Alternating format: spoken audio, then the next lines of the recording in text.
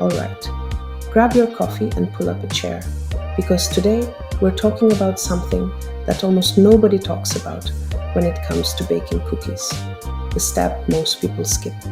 And honestly, it's one of those tiny things that can make the difference between cookies that are just okay and cookies that people remember and ask you for the recipe. I've baked a lot of cookies over the years, like a lot. Holiday baking marathons, recipe testing for the blog, baking for photo shoots, and sometimes baking just because the house smelled too quiet and needed some butter and sugar in the air. And after all those batches, I started noticing something. Most cookie problems don't actually come from the recipe. They come from the steps people rush through or skip completely. And the step we're talking about today is chilling the cookie dough. Now, I already know what you're thinking, because I've thought the exact same thing myself. Chilling the dough? I don't have time for that. Sometimes you just want cookies right now, not in 2 hours, not tomorrow, not after the dough sits in the fridge like it's on vacation. Right now. And honestly, that feeling is very real. There's something about mixing cookie dough that immediately makes you impatient. The smell of butter and vanilla fills the kitchen. The dough looks perfect. And suddenly, your brain is already imagining warm cookies coming out of the oven. I've absolutely been there, many times. There have been nights where I told myself, oh, it will probably be fine if I skip the chilling step just this once. And sometimes it is fine.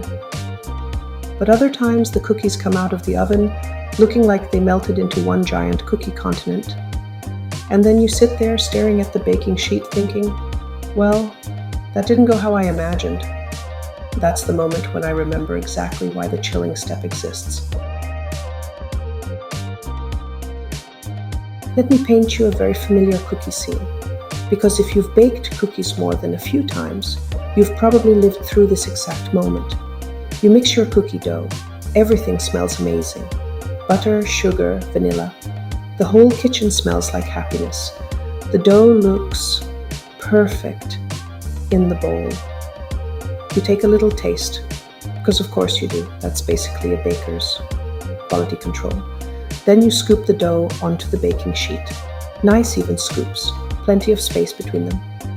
Everything looks exactly the way the recipe picture promised. You slide the tray into the oven and close the door feeling very proud of yourself. 10 minutes later, you open the oven, and instead of beautiful cookies, you have one giant cookie blob. All those nice little scoops, they slowly spread toward each other like they were planning a meeting in the middle of the baking sheet. The dough has spread everywhere, like it suddenly decided it needed more personal space, and also everyone else's personal space. Your carefully spaced cookie scoops are now one giant cookie puzzle. You're staring at the tray trying to figure out where one cookie ends and the next one begins. And yes, we've all had that moment. Sometimes the cookies turn into crispy edges with no soft center. Sometimes they spread so thin they practically become cookie lace. And sometimes they bake together into one giant cookie sheet that you have to cut into squares like brownies. And the funny part is, when that happens, most people think the recipe is wrong, but usually the recipe is fine. The real reason is much simpler. The dough was too warm. When the butter in the dough is soft and warm, it melts instantly the moment it hits the heat of the oven. The cookie spreads before the flour, and eggs have time to set the structure. So instead of tall, soft cookies, you get flat ones that travel across the pan like they're trying to escape. And that's exactly the moment when bakers learn why chilling the dough exists.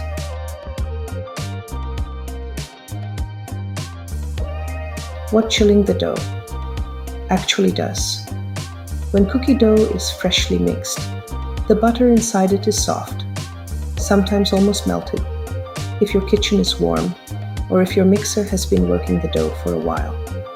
And butter is delicious, but it is also responsible for a lot of cookie drama. If the butter is too warm when the dough hits the oven, it melts instantly. That means the dough spreads before the flour, and eggs have time to set the cookie structure. But when you chill the dough, something really helpful happens. The butter firms up, the flour absorbs the liquid ingredients more fully, the dough becomes thicker and more stable, and the flavors actually start developing more deeply. So when the dough finally goes into the oven, it behaves completely differently. The cookies spread slower, they hold their shape better, the edges get golden, while the centers stay soft and chewy. And suddenly you get those beautiful bakery-style cookies instead of pancake cookies. And once you see the difference, it's really hard to go back to skipping that step. I remember one holiday season when I was baking a huge batch of chocolate chip cookies for gift boxes. It was one of those baking days where every surface of the kitchen had something happening. Bowls, flour, measuring cups, baking sheets everywhere. I made one tray right away because I was impatient and wanted to taste them. Then I baked another tray using dough that had been sitting in the fridge overnight. Same dough, same oven, same baking sheet, but the cookies were completely different. The chilled dough cookies were thicker, softer, and honestly just prettier. They looked like bakery cookies. The first batch looked like they had been through a stressful day. They were flatter, crispier, and spread more than I wanted. And that was the moment I realized something important. Chilling cookie dough isn't just some random instruction in a recipe. It's actually a technique that improves the final cookie. And since that day, chilling cookie dough became part of my baking routine. Now here's the good news, because I know we all love a good shortcut in the kitchen. You don't actually need to chill cookie dough for hours and hours for it to work.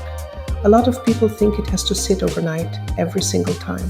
And while that's wonderful if you have the time, it's definitely not required. Even 30 minutes in the refrigerator can make a noticeable difference in how your cookies bake.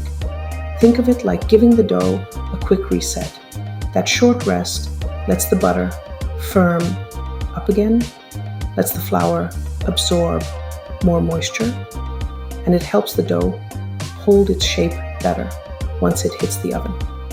If I'm in a hurry, which happens more often than I'd like to admit, I usually scoop the dough first and then chill the scoops instead of the whole bowl of dough. Smaller portions cool down much faster, and when they go into the oven, they bake beautifully.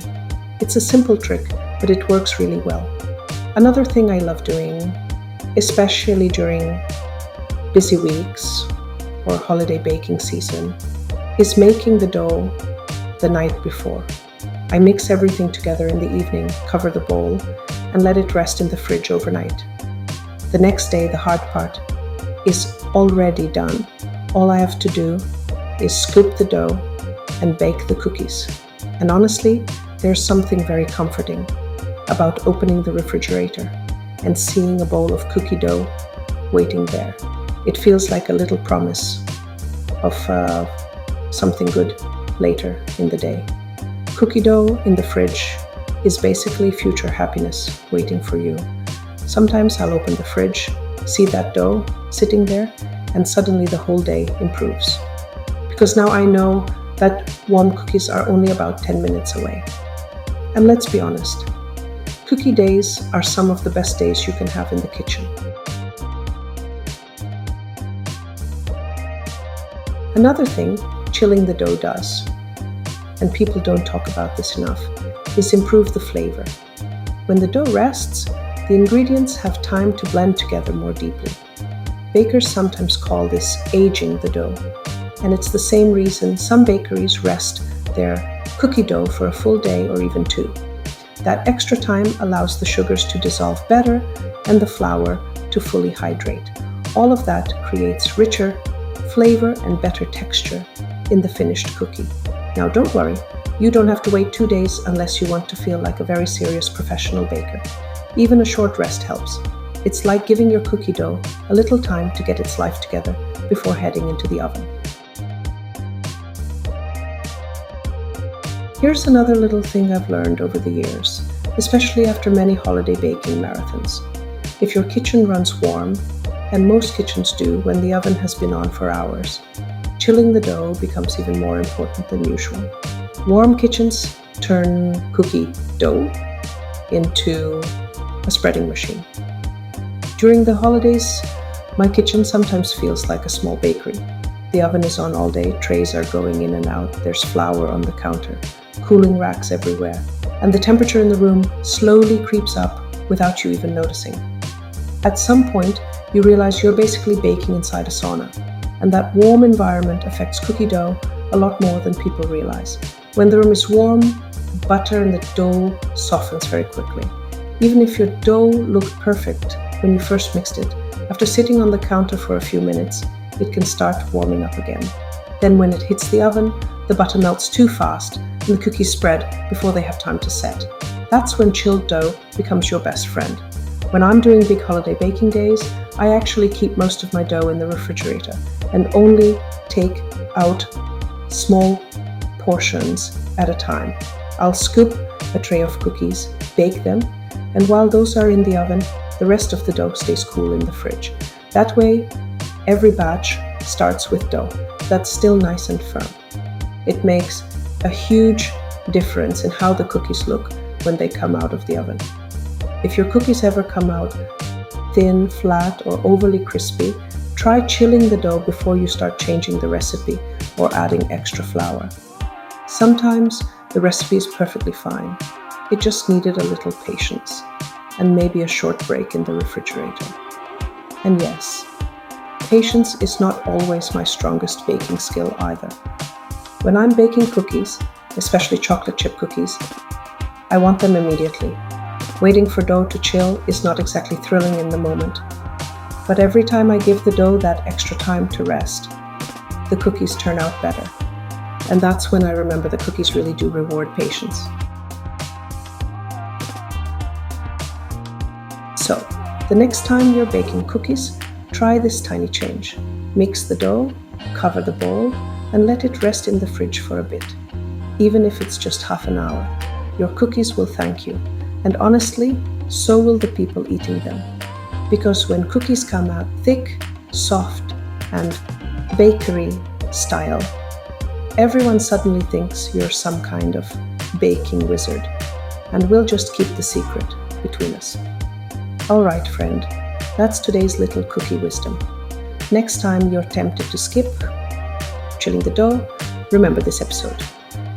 And give your cookie dough a little break in the fridge before it heads into the oven. Your cookies will be better for it. And that's a promise from someone who has baked more cookie batches than she can count.